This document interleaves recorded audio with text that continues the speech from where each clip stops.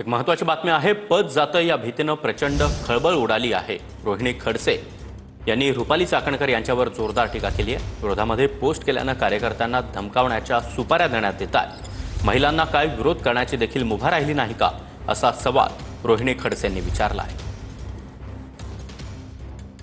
Hello, कोण? बाई सोनाली गाडे बोलती मी। हं? सोनाली गाडे बोलती मी। हा हा, काय आपण पोस्ट टाकली फेसबुकला एक काय? महिला आयोगावर। हा, मग तुमच्या घरात पोरी बिरी नाहीत का तुमच्या स्वतःच्या? मग काय झालं त्याला? नाही, मला एखाद्या बाईने जर तिच्या पोराचा तिचा फोटो टाकला, हा, मग तुम्ही त्याच्यावर पोस्ट टाकणं कितपत योग्य आहे? मग आम्ही काय वाईट लिहिली का पोस्ट? मग तुम्ही वाईट लिहिलं ना, तुम्ही तेच करत बसा आणि आयोगाचा राजीनामा द्या म्हणून। मग काय झालं त्याच्यात? मग तुम्ही एक काम करा, तुमच्या पोरीचा तुमचा फोटो टाका आणि तुम्ही तुमच्या पदाचा राजीनामा द्या। काय कसला फोटो टाका आम्ही? हा, तुमच्या पोरीचा तुमचा फोटो टाका आणि तुमच्या पदाचा राजीनामा द्या। सोनाली गाडे म्हणजे कोण आहे? मी पश्चिम महाराष्ट्र युवती अध्यक्ष, राष्ट्रवादी काँग्रेस पार्टी। कुठली? कुठली म्हणजे पुण्यातली मी।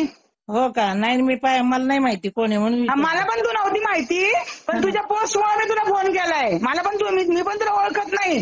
हो का? हा बर काम करू तुझं बाई।